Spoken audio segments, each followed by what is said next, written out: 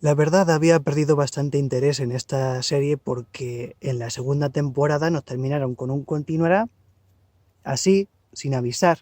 Me recordó a la peor experiencia de ver The Next Generation. Allá por el 2007 aproximadamente sacaron la primera edición en DVD, todo muy bonito, en unas cajas muy estupendas, con un pulido que parecía la Enterprise D, pero a partir de la tercera temporada empiezan a hacer cliffhangers, esperando a ver qué pasa. Bien por ellos, pero avísenme, porque cuando en mi casa estaban coleccionando la primera edición en DVD, no pasaba nada, te veías los episodios a razón de uno al día, quizá dos al día, tres al día si eres muy burro, y en el peor de los casos, para llegar a la siguiente temporada no tenías más que esperar 2 semanas. Con Strange New Worlds, un buen año esperando ahí, a ver qué pasa, y al final llegó un momento que dije, no me importa qué pasa. ¿Que ha vuelto la tercera temporada? Bien por ellos. Yo estaré aquí esperando a que terminen, preguntaré a alguien si el último episodio también es de continuará, a lo mejor me espero otro año más, me esperaré a la quinta, que ya han dicho que es la última. Question no tenía ninguna prisa en empezar, pero pues ya que está, pues había que aprovechar. Quién sabe, con estas cosas del streaming, a lo mejor el mes que viene dicen, no, ya no vamos a ponerla. Vamos a ponerla en Pluto TV, tienes que estar ahí 9 horas seguidas viéndola. Pero vamos episodio a episodio, episodio 1, hegemonía, segunda parte. El capitán Pike quiere rescatar a los buenos y atacar a los malos. El almirante April está atado a la jurisdicción, quiere priorizar la defensa del resto de miembros de la Federación, pero por lo bajo, entre tú y yo, quiere untar de golpes a los Gorn. La capitana Batel está infestada de bichos y le da alergia a la estasis. Para mí lo mejor es Scotty. Por fin un Scotty escocés de verdad.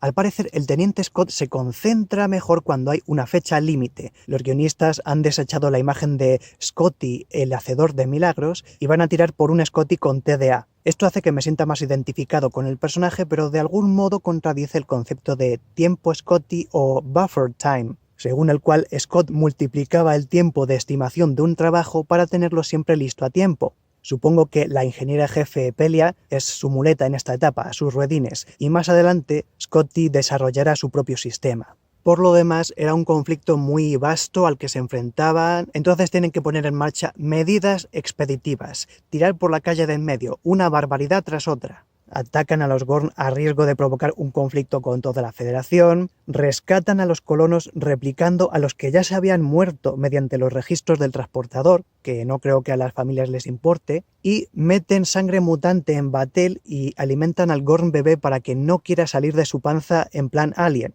Vamos, una aventura para hacer a Pike rezar. Me preocupé cuando el Gorn guardaespaldas le hace una apendicitis a Ortegas y empieza ahí a chorrear en el cuadro de mandos de cualquier manera, porque pensé, fíjate qué mala suerte que en la primera temporada Ortegas no tuvo apenas atención, en la segunda a la actriz le pasó aquella desgracia, entonces pidió un poco de paréntesis, de no tomárselo demasiado en serio, y me preocupé porque pensé, a ver si nos la van a quitar de en medio, que tampoco es que haga mucho, pero ahora que me caía bien. Pero para mí el elemento de mayor enjundia de este episodio es esa solución de rescatar a todos los colonos, incluso a los que habían muerto ya, mediante el truco de los registros del transportador. Más de una vez lo han hecho en las series que ya hemos visto cuando se vuelven todos viejos. Entonces dicen, ¿cómo vamos a arreglar esto? No pasa nada, tenemos los códigos del transportador, nos hacemos recopia y los otros que se mueran. Y claro, tú dirás, no importa que hayan quedado muy heridos, porque cuando despierten va a ser como si hubieran pasado directamente de la colonia a la nave de los buenos. Pero ¿y si queda alguien en esas tripas, ahí en esas vainas, y se piensa que lo van a rescatar? ¿Y si queda un doble Riker? Pero esta posibilidad podría explicar por qué los Gorn de la serie original y de Lower Decks no se parecen a los de Strange New Worlds. Es porque hemos conocido en Strange New Worlds a los Gorn de verdad, y los que conocimos en la serie original eran unos híbridos con humanos. Raptaron a humanos y no salió bien. En lugar de salir bebés, como que se gornizaron y por eso no se mueven de una manera lagartesca, sino de una manera monstruo de Frankenstein. Y también por eso en Lower Decks pueden tener ritos católicos. Me alegra que hayan explicado por qué en la época de Kirk ya nadie hablaba de los Gorn, ya habían dado por hecho que ya no eran un problema, pero no ha sido nada nuevo respecto a la temporada segunda todavía. Ya veremos. Episodio 2, el Dr. Corby aparece. La gente que hemos visto la serie original sabíamos que Chapel iba a casarse al final con el Dr. Corby. Ay, perdón. Spoiler de 1967. Total, que está Spock ensayando un baile con Laan. Laan está guapísima. Ortegas y su hermano están haciendo entreno y de repente aparece Uhura y está guapísima. Y Spock, todo romántico, está esperando a Chapel. Le dice, mira, esta es una primera edición, te la regalo. Y aparece Chapel y está guapísima. Esta es la serie de la gente guapísima. En vez de Strange New Worlds tendría que llamarse Extremely Hot. Este es un episodio de Trelane, el escudero de Gozos. Ya lo conocíamos de la serie original, pero ahora viene en rubio. Nunca llegamos a oír el nombre de Trelane. Lo llaman el planificador de bodas. Y su padre se llama el padre del planificador de bodas. Y está doblado su voz por John Delancey. Lo que te podría llegar a pensar, entonces Q es el padre de Trelane. Bueno, párate, te lo dejan ambiguo. Si tú quieres creer que Q es el padre de Trelane, puedes creerlo, nadie te va a decir que no. O puedes hacer como yo y pensar que es un gracioso cameo, igual que cuando en Picard, tercera temporada, llamaron a Walter Koenig para que interpretase al descendiente de Chekhov. Lo que más me gustó, ese pequeño detalle de cuando está Spock, va a regalarle a la chica que ama una primera edición y le dice, no le dice siquiera, no le da tiempo, porque enseguida llega el Dr. Corby y hace, a ver, ¿qué es esto? Briseida y las Amazonas, de Mercedes Alemán Sánchez, qué interesante, primera edición. Pero era un regalo para Chapel y el hecho de que el Dr. Corby se lo arrebate es también significativo, cuanto menos. La otra cosa que me gustó, cuando Spock entra en sí y entonces puede volver a ser un aliado del Dr. Corby y trabajan juntos para sacar del sueño a los demás. Todo el mundo se cree que se tienen que casar Chapel y Spock y llega Spock y dice no, porque la lógica dicta y mi puñetazo al Dr. Corby también dicta que esto no puede ser, estamos en una historia alternativa, nos han metido en un fanfic. Y gracias al poder de la amistad y de un deus ex machina que me daba hasta vergüenza, pero me pusieron a John Delancey y me distraje y no me di cuenta, es que todo termina bien, se ponen todos a bailar, todos menos Ortegas. Ortegas se queda en un rincón. No, yo no voy a bailar. Y se va. Y de repente aparece una especie de ser en el espejo. Esto hizo que me identificase bastante con Ortegas porque, aunque no lo vea, yo también tengo a alguien dentro de mí que me dice, no, tú no bailes, que eso está muy mal, no bailes. O sea, esta serie está dando mensajes potentes y contundentes. El episodio 4 sigue con los líos amorosos de Spock, pero entre medias, para que no te canses, meten una trama un poco más oscura, tremebunda y, por qué no, épica.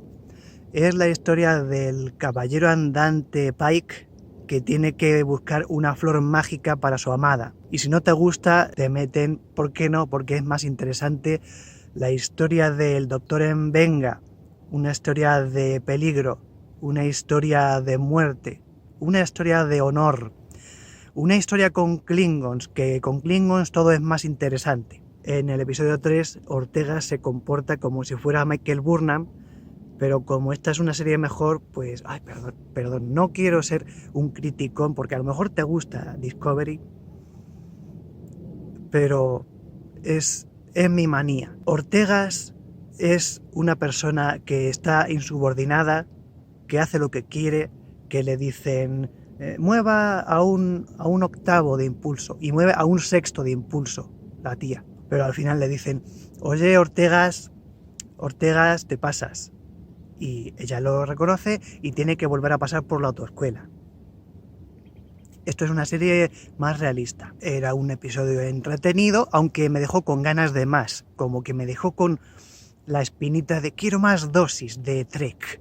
Entonces me vi a la continuación del tercero, el cuarto, que ya como se llamaba algo como la hora de las superaventuras espaciales, pensé, ¿a qué va a ser aquí lo de los títeres? Pero no, era mejor.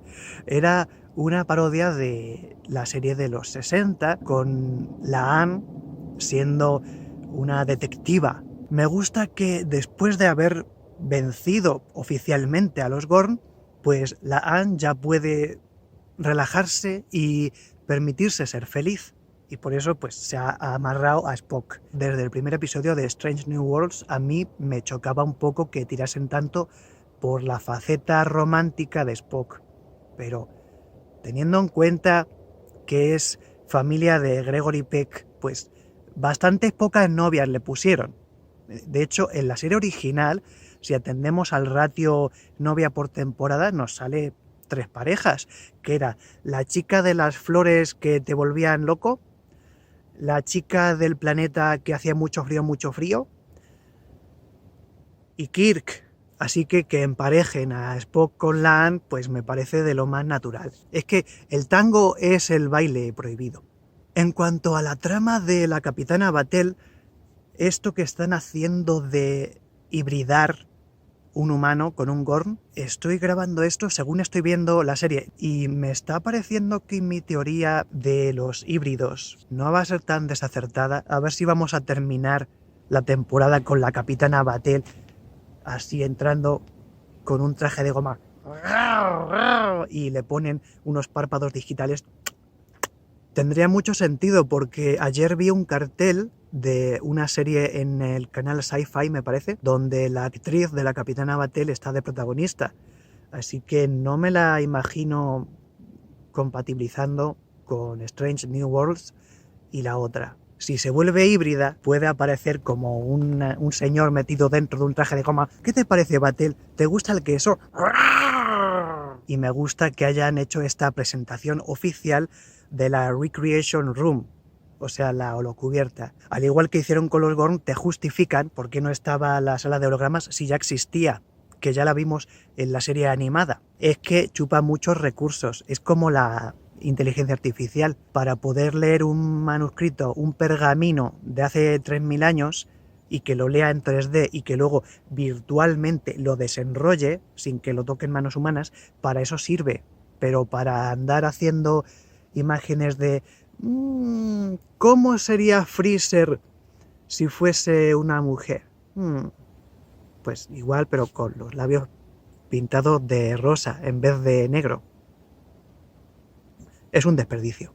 También me gusta que Pelia, la ingeniera jefa, no esté saliendo. Cuanto menos sale ella, más sale Scotty. Me cuesta un poquito más entender lo que dice porque estoy mal acostumbrado a James Doohan en la serie original, que era un actor norteamericano imitando a un escocés. Esta vez el actor es un escocés de verdad. Tengo que acostumbrarme otra vez. Y también me gusta que no salga Pelia porque tiene una voz muy cansada. Está justificado porque tiene chorrocientos años, pero se me hace incluso más cansado que el Doctor Mbenga. El Doctor Mbenga yo lo he oído en la película Dune. Ahí estaba a 50 metros el actor, entonces proyectaba la voz y se oía como teatral. Aquí como que le ponen el micro aquí, entonces es como que habla un poco más cansado. A lo mejor por eso está el alférez nuevo, para que Spock le dé empujones y para que si algún día está cansado el doctor Mbenga, pues llega él y dice, pues que me ha dicho el doctor licenciado que esto va a ser un resfriado. Y dice Batel, ¡de acuerdo! Llegamos a los 2 episodios de Ecuador, los vi relativamente seguidos, por no decir que los vi seguidos. El quinto me supo a poco, quería más. Es un remake de la película de 1997 Event Horizon. Event Horizon se tituló en España Horizonte Final, que es una traducción incorrecta porque Event Horizon sería horizonte de eventos, una cosa relacionada con los agujeros negros. En Latinoamérica se llamó La Nave del Terror Tampoco es una buena traducción, pero por lo menos te dicen de qué trata. Event Horizon trata de una nave que pliega el espacio y entra por un agujero, y resulta que en el agujero había demonios terroríficos. Tienen mucha afición por sacar ojos, y los de este episodio también sacan los ojos al alférez Gumball. Por fin me encariño con alguien y le sacan los ojos. Para mí la escena más interesante fue la que tienen Chapel y la Anne.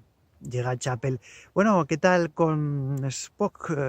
¿Se está portando bien? Y dice la Anne, pues claro, porque nosotros estamos así, sin ataduras, sin etiquetas, nada más pasándonoslo bien. Y entonces Chapel se queda, ¡ah! Eso era justo lo que yo quería. Este tipo de tensiones de tira y aflojas que luego se verán bastante bien en la serie original, aquí pues te dan una explicación. Llegan a un planeta donde hay un templo muy misterioso y me recordó mucho a aquel episodio de la serie original de qué están hechas las niñas pequeñas, donde conocimos originalmente a Roger Corby. Lo que pasa es que aquí, para más placer, le han metido un poquito de los Q. Te cuentan que Badia 9 era el planeta nativo de los Q, antes de que fuesen seres ultracósmicos que incordian a Picard, sobre todo. A Sisko no lo incordiaron más que una vez, porque enseguida le contaron, oye, que es el emisario de los profetas. ¡Ah, calla! Entonces,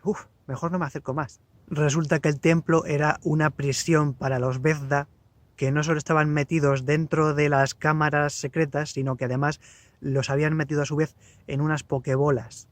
Pero llega el Gumball, que le gusta mucho andar tocando, y se le meten por los ojos. Esto de que unos especie de demonios dejen ciego a alguien es lo mismo que pasó al final de Deep Space Nine. Son muchos paralelismos seguidos como para que pueda centrarme en este episodio. Estoy constantemente pensando en, como aquella cosa que pasó aquí, como aquella cosa que pasó allá. Cuando estás viendo Star Trek y te acuerdas más de They Live de Cronenberg que de lo que estás viendo, algo estás haciendo mal. Lo que convierte esto en un mero acertijo de la semana. Vamos a trabajar en equipo y ya está. No hay mucha diferencia entre episodios como este y Star Trek Scouts, la serie nueva infantil para preescolar donde hay 3 niños y se enfrentan a desafíos como, por ejemplo, ¿viene un plato sucio? ¿Qué vamos a hacer con él? Vamos a echarle jabón. Y así aprenden los niños a responsabilizarse de los platos que ensucian. Esto ya lo dijeron en otro lugar de internet, pero Star Trek, cuyo lema es a donde nadie ha podido llegar, ahora mismo está llegando a donde todo el mundo ha estado ya. Y esto me resulta bastante frustrante, porque estoy intentando sentir lo mismo que sentía viendo una serie baratuja de los años 60 y esto no alcanza. ¿Qué tendré que hacer? ¿Ver 4 episodios seguidos? ¿Los 4 últimos episodios que me quedan verlos seguidos para poder sentir algo más? Seguimos con el episodio 6, que es cuando se enfrentan con Asashlich, el destructor de mundos, o Chachka, el aniquilador. Estuve toda la primera media hora diciendo, ¿pero esto es la máquina del juicio final o es otra? Si es otra, ¿por qué me recuerda tanto? Y si no lo es redundancia y no era la máquina del juicio final, que hubiera estado muy mal que lo hubieran sacado aquí porque entonces no sería una sorpresa cuando Kirk se enfrenta posteriormente. Era otra cosa que se parecía mucho, era más bien como la Enterprise se enfrenta con Galactus de los 4 Fantásticos y eran gringos. Este episodio me hubiera parecido fascinante en los años 60, pero a día de hoy me viene la alegoría un poquito trillada, que lo veo venir en el momento en el que le van a quitar la escafandra al humanoide misterioso. ¡Oh, santo cielo! ¡Eran estadounidenses! Esto es un buen mensaje para el público de Estados Unidos, pero en el resto del mundo ya sabemos que Estados Unidos andan exportando culturas y apropiándose de otras culturas. No nos viene de nuevas. Entonces, entre la cosa que no tenían que haber enseñado porque se parece demasiado a la máquina del juicio final que tiene que suceder posteriormente y la otra cosa que no aporta, este episodio es un desperdicio. Sin embargo, no todo es un desperdicio. Me agrada este mensaje de puede que no seamos tan diferentes a nuestros enemigos. Nosotros también en ocasiones podemos convertirnos en monstruos. Cuando vamos deprisa por la calle y vamos mirando el móvil, ¿qué te crees? ¿Que por estar mirando la pantalla los demás van a verte y van a decir ¡ay, vamos a abrir paso! ¡Que viene el príncipe! Hace poco estuve en la calle Goya de Madrid y había una señora que le faltaba un ojo. Y yo, que iba sin mirar móvil ni nada, me detuve y estuve como a 1 metro de chocarme con ella. Y si yo, que ni siquiera estaba mirando el móvil, estuve a punto de chocarme con la señora, imagínate a alguien que no está viendo. Es algo que a lo mejor tú piensas que estás ahorrando tiempo, pero estás tratando a los demás de la plebe. Aparten, abran paso, que llega la princesa. Por eso quiero aprovechar a meter este mensaje aquí, que normalmente la gente que necesita oírlo no lo oiría, porque vería el titular y no entraría. Pues ha llegado este mensaje para ti, que tenías que oír tarde o temprano. No puedes andar caminando por la calle y al mismo tiempo mirando el móvil. Es algo que no puedes hacer, que no debes hacer. Y seguiré insistiendo, quizá hable de ello durante 5 minutos, que ya se ha ido la gente, ya se ha ido al siguiente episodio, bueno, pues ya da igual. A continuación vi seguidos los episodios 7 y 8. El 7 está como en formato documental, es un tour de force estilístico. Es un ejercicio de estilo interesante mostrar a la flota estelar como un ejército imperialista, y más si al final el manipulador emocional recapacita sus propias premisas. La flota estelar desclasifica ciertas grabaciones, aunque en ocasiones su labor sea matar, y la labor de Humberto Ortegas, el documentalista, es grabar todo, incluso sus charlas privadas. ¿Qué es la flota estelar? Toma la típica historia clásica de contacto con seres no humanoides que ya conocemos de las primeras décadas de la franquicia y la transforma en una apología por el valor humano. Una de las autoras del guión es Catherine Lin, la creadora de T'Lyn en Lower Decks. Pero lo mejor de todo es que está en 16 novenos, no está aplatanado que casi es la mitad barras negras, no, está en 16 novenos para que se vea bien. Y ahora el episodio 8, que tiene humor por doquier. Ha habido personas que han dicho demasiado humor, pero bueno, yo ya he visto Lower Decks, ya estoy curado de espanto. Aún diría más, he visto Star Trek Nemesis, estoy curado de espanto. Yo creo que es un experimento psicológico interesante, el reparto está fenomenal, Kirk no desentona. Se parece al primer episodio de esta serie cuando presentaron la super inoculadora que te transforma en otra raza. Por eso en Star Trek dicen siempre especie y no raza. Suena raro. En esta ocasión tienen que transformarse en vulcanos, llegan abajo al planeta, arreglan todo en, ¿qué digo? 1 minuto. 1 segundo. Tardan más en teleportarse que en arreglar el asunto. Cuando vuelven ya los que bajaron transformados ya no se quieren volver a convertir en humanos. Sé por qué esto podría ser problemático, pero es que si no, no hay cuento.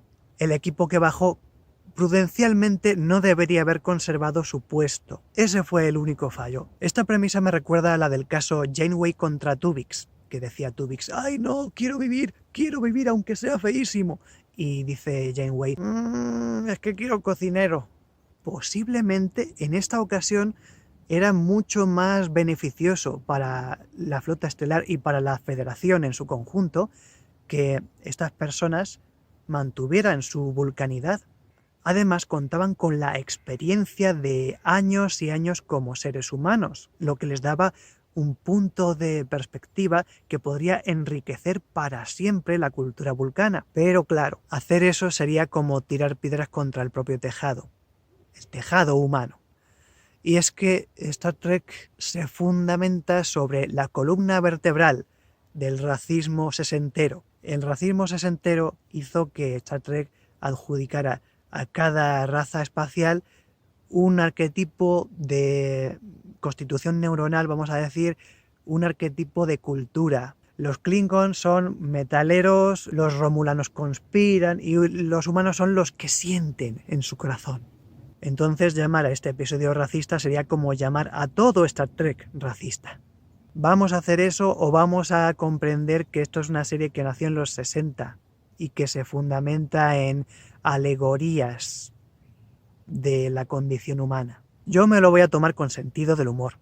Ahora, lo que sí me pareció que era como poco pensado, no de mal gusto, pero sí poco pensado. Resulta que se mete Spock dentro de la casita donde está el cátedra de la AN y le dice, tienes que salir de aquí, pero tiene que ser porque tú quieras. Yo no te puedo forzar. Como que empiezan a pelear y de repente que están bailando. Y bailan sensualmente, sin contexto queda muy bien, porque han tenido una relación entre ellos y en ese sentido es bonito, pero durante los episodios anteriores han estado de algún modo asociando el baile vertical con el posterior baile horizontal, lo que daría a entender que cuando empiezan otra vez a bailar es como si dijera el episodio, lo que le hacía falta a esta era un buen baile horizontal. O sea que el episodio sí me parece criticable, pero no por las razones que diría la mayoría de la gente. Yo le pondría una estrellita de aprobado solamente por la escena en la que la Anne y el Capitán Pike se encuentran y hacen un diálogo chispeante divertidísimo. También son divertidas las intervenciones de Patton Oswalt. Patton Oswalt apareció en la película de 2017 Larga Vida y Prosperidad. En Latinoamérica se llamó Un Nuevo Camino. Prefiero Larga Vida y Prosperidad. Y trata de una joven autista que concursa en un certamen de la Paramount de escribir guiones para Star Trek. Y entonces hace un viaje hasta los estudios de la Paramount y en esto que está en un momento bastante vulnerable de estar asustada en un callejón y de repente llega un policía que es Patton Oswalt. El otro agente no puede comunicarse con ella bien y llega Patton Oswalt y empieza a hablarle en Klingon. ¡Wow! Esta película hay que verla si eres trekkie porque tiene un montón de guiños. Hablan de Worf. Con eso ya está el pescado vendido. Por cierto, hice 2 vídeos sobre la película Please Stand By, o sea, Larga Vida y Prosperidad, sobre el tema del autismo y cómo está relacionado con este personaje. Una película distinta. Una película de calidad. Una película con matices no erróneos, no como Star Trek Discovery. ¿Te acuerdas cuando Adira? El episodio 9 es el típico episodio que me agrada, pero al final del todo lo estropean. Está protagonizado por Ortegas, que pues es la piloto. Sin Ortegas, la Enterprise no va. El Capitán Pike es buen piloto, pero imagínate, se ponen a hablar con unos romulanos y de repente, ¿dónde está el capitán? Aquí, en el puesto de piloto, es que no hay otro. Puede parecer una tontería, pero sin Ortegas, Strange New Worlds no tira. En este episodio está haciendo una de esas maniobras y se lo traga la nave, o sea, el Galileo 7, no sé cómo se llama, el Shuttlecraft. Se lo traga un agujero negro y aparecen las quimbambas.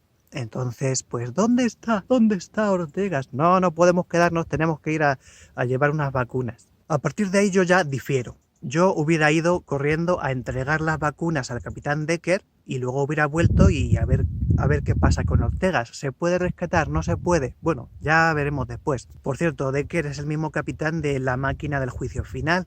Se ve que los guionistas estuvieron echando un vistazo a la serie original y dijeron, a ver qué podemos reversionar. Este episodio es una versión de Arena junto con Amanecer de Enterprise, el episodio donde Trip se tropieza y cae en un planeta donde hay un enemigo. Siempre me han agradado mucho las historias de enemigo mío, siempre me parecen apasionantes, entretenidas. Sin ir más lejos, el episodio Darmok de La Nueva Generación, donde Picard se encuentra con un tipo que le dice Darmok y Yalad en Tanagra. Eso es un episodio de enemigo mío. Se ha quedado varado con un tipo con el que no se puede comunicar. Y aquí pasa lo mismo. Se queda parada la Ortegas en un planeta muy mortal y llega a un sitio donde hay un Gorn. Pero hasta que llega este encuentro nos encontramos un montón de escenas de Ortegas haciéndose chistes a sí misma. como que se aburre la pobre, entonces esa parte se me hizo un poco más pesadita. No me desagradan los chistes de Ortegas, pero yo no necesito estar ahí presenciándolos. Ortegas es un poco como Austin Powers. Mi segundo nombre es peligro, nena. Mi segundo nombre es seguridad, muñeca. Me cae bien, pero por la cresta. Como digo, es un episodio muy bien hecho, pero para mí lo estropean al final con la aparición del portavoz Metrón. Convierte esta historia de conmiseración, piedad y empatía en un mero experimento de los Metrones. Para quien no haya visto la serie original, los Metrones fueron los que arreglaron la pelea entre el Capitán Kirk y el Gorn superlento. Al final del episodio original Arena aparece un ser andrógino interpretado por una actriz pero doblado por un hombre. Efecto teatro Takarazuka. Aquí no sé qué han hecho, como que de repente el pitch le cambia de la voz. El episodio está diciendo que la gente queer es de otro planeta. Creo que esta aparición de los Metrones estropea retroactivamente Arena. ¿Y qué es eso de que Ortegas tenga un primer contacto con los Metrones y luego diga, no, pero no te vas a acordar de nada? ¡Fuan! En el primer episodio de esta temporada, ¡ay no! Como esta misión es oficial, podemos hacer lo que sea y no va a quedar registro. ¡Ay no! El Klingon este que murió, no pasa nada, si se supone que no estábamos aquí.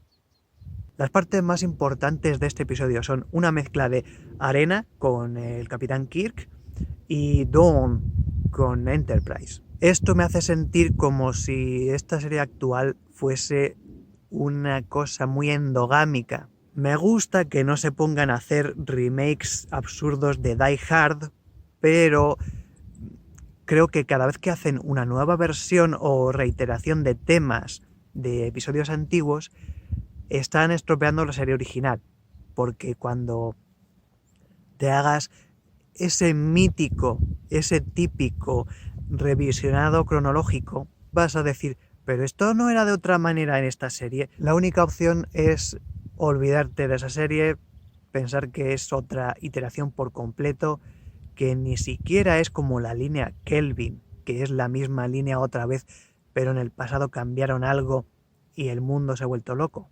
¿Sabes qué? Prefiero esta línea actual de Strange New Worlds nada más por Uhura. Esta es la mejor Uhura de todas. Uhura estuvo ahí al pie del cañón sin querer abandonar a su compañera, haciendo un montón de experimentos y pruebas para poder demostrar que era factible el rescate, engordando un montón los datos como se hace de toda la vida. Me parece un personaje admirable, siempre lo fue, pero por desgracia, esta es la primera vez que la estamos viendo verdaderamente en acción.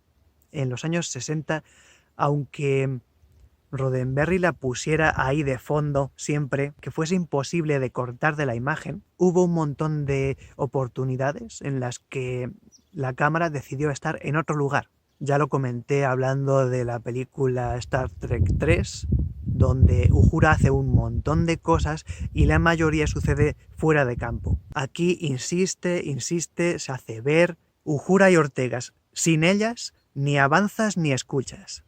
Y llegamos al último episodio, el 10. La primera mitad me decepcionó porque era una reiteración de un episodio anterior que no me parecía tan grandioso. Sin embargo, la segunda mitad me pareció un excelente final para la temporada 3. Y si no te gusta el final que nos den en la temporada 5, siempre puedes volver a ver el de este episodio. Resulta que el demonio malo que había poseído al Alfred Gumball se las arregla para salir no solo de la Pokébola, sino también del buffer de la sala transportadora. Es tan listo que se hace otra copia del Alfred desde los registros del transportador. Más vale que dejen de usar el truco de las copias de respaldo para todo, porque si no va a llegar el día en que Pike sufra lo de las radiaciones delta y vamos a decir, ¿y por qué no restauran la versión previa? Es la solución para todo. Una planta venenosa ha arrojado espinas a Spock, versión previa. Una cadete se rió de Charlie X y ahora no tiene cara, versión previa. Te hinchaste a comer galletas y de repente te invitaron a cenar, versión previa. Hasta podrían haber usado el truco cuando la capitana Batel volvió medio Gorn, pero ya sabes, el destino. Todas las adversidades a las que se enfrentó la prepararon para su desafío definitivo. De la temporada me gusta que tiene temas metafísicos. Habla de la causalidad y de la interrelación no lineal entre la causa y el efecto. El demonio malo se llama Cepérez. Cepérez el alférez. A través de las líneas Ley se fue al planeta Sky Gohan, que tiene unas vistas muy hermosas. La animación computerizada de los paisajes muestra un trabajo técnico imponente. Es natural que el Dr. Corby se largase a explorar allá. La cultura de Sky Gohan venera a los Vezda como divinidades y al alférez Cepérez como el avatar de su más alto dios. Por él hasta se perforan los ojos. En mi comentario del episodio 5 dije que me parecía un remake encubierto de Event Horizon. He cambiado de opinión. Ahora creo que los ojos sellados de Cepérez, el alférez, vienen de que no soporta la luz de su opuesto, el guardián del bien. Lo que supongo que significa el cántico en latín es desciende de las tinieblas, contempla la destrucción con claridad. Me imagino que Cepérez aprendió latín de Gumball, porque no creo que en el planeta Sky Gohan aprendan latín en bachillerato. Si tú dices cualquier cosa en latín, la gente, ¡hola! Que está hablando en latín. Tiene que ser listo. Por eso quedó tan cutre cuando en la segunda película de Black Panther decían los señores del mar no sé qué, y debajo en los subtítulos decía Imperius Rex. No, a ver, si no hablas en latín, no subtitules en latín. Sea como sea, si esto te mola, ponte a ver Twin Peaks. A la capitana Batel le sale una raja en la cabeza como si le saliera luz de dentro. Si esto también te mola, ponte a ver Twin Peaks. Está esperándote ahí, es una serie mucho mejor. Entonces la capitana Batel se convierte en la capitana Marvel, le salen fusfus de las manos, vientos oxidantes, no sé, no distingo, y entonces empieza lo que para muchos es la batalla más corta de todo Star Trek. Para muchos, no para mí es la batalla más larga de toda Star Trek, porque desde la perspectiva de Pike dura su buen medio siglo. Resulta que Batel envuelve a Pike y a ella en una burbuja atemporal en la que les da tiempo a vivir toda una vida juntos. Akiva Goldsman dijo que estaba basado en aquel mítico episodio de La Nueva Generación de Inner Lights, donde Picard vivía una vida en una especie de ilusión inducida por una boya. Muchas inspiraciones veo yo, ¿eh? Estos homenajes no hacen mejor Strange New Worlds, sino que hacen La Nueva Generación peor. ¿Para qué vas a ver 7 temporadas de La Nueva Generación, que por lo menos 2 de ellas son malas, si puedes ver Strange New Worlds? Eso es lo que pensará la juventud. Si ya están pidiendo para ver The Next Generation una lista de los episodios que sí sirven. En fin, la secuencia esta de 50 años juntos es bastante bonita, es conmovedora, los actores son de lo mejor. De vez en cuando alguien toca la puerta, toc, toc, toc, toc, toc. Si te mola esto, ponte a ver Twin Peaks. Y cada vez que llaman a la puerta, Batel tiene una excusa. Ah, no, es nuestra hija. Ahora tenemos una hija, ¿vale? Llaman otra vez a la puerta, es otra vez nuestra hija que ahora se va a casar. Se ha hecho mayor ahora. De repente se va a casar con el hijo de April. Al final ya Batel se muere y ya no quedan excusas, entonces vuelven a llamar y resulta que es Cepérez, el alférez, que estaba ahí fuera. O sea, según yo entiendo, Batel envolvió en la burbuja temporal no solo a Pike y a ella, sino también a Cepérez, el alférez, pero lo dejó fuera. O sea, imagínate 50 años esperando dentro de un sueño, pero fuera. Normal que cada 2x3 estuviera llamando. Imagínate. Toc, toc, toc, toc. Oye, que soy el malo. Toc, toc, toc, toc. ¿Que nos vamos a pegar o qué? Y al final no se pegan. No se pegan, nada más hace como yo soy buena, tú eres malo. ¡Hala, pa'l hoyo! Y Batel mete todos los demonios en un hoyo y ella se convierte en estatua y se mete encima como tapón y queda todo muy estético. Pero estético y todo, el mensaje que creo que deja es un poco raro. Ha metido todos sus inconvenientes en una prisión y ella se ha subido en un pedestal. Es decir, que está dando a entender que tienes que reprimir a la oposición y también idealizar a la mujer. Yo creo que cuando la CBS se termine de fusionar con la Warner, el cambio ideológico de Star Trek no se va a notar. Retrospectiva general de la temporada 3 se me ha hecho repetitiva. Siento que es una prolongación de la temporada 2, pero que hemos visto con un año de retraso. Ahora no quería verla, hace un año quería verla. Y además la number one no habló. Le dieron todas sus líneas a Pelia. Cállese, señora. No obstante, para no ensañarme con una serie que tampoco es tan mala, voy a poner un ejemplo de un error que yo mismo cometí en mi juventud. Estuve preparando una parodia de El Hobbit para grabarla con amigos, una serie para internet. Un día estaba dándome un paseo por aquí por el campo y de repente vi un carrito en medio de un charco y me sugirió una tragedia familiar. Y como en El Hobbit había tantos y tantos enanos que ni me importaban ni me interesaban, pues quería buscar excusas para quitármelos de en medio o sustituirlos por cosas más interesantes. Entonces pensé, ¿y si meto a Frodo disfrazado de enano entre los enanos? Y entonces cuando están a medio camino hacia Rivendell, pongo que se queden mirando el carrito. Y nadie sabe por qué está mirando el carrito. Pero al final, cuando se descubre su verdadera identidad, ¡qué sutil soy! Eso no era un buen plot twist, ni era sutil, ni era nada. Era una tontería como un piano. Supedité el equilibrio de una historia a un concepto que no tenía sentido en el contexto. Y con Strange New Worlds pasa parecido. La mayoría de las series nos da cobre. Strange New Worlds nos da plata, pero nos puede dar plata porque previamente ha pasado por Star Trek, la serie original, y ha robado oro.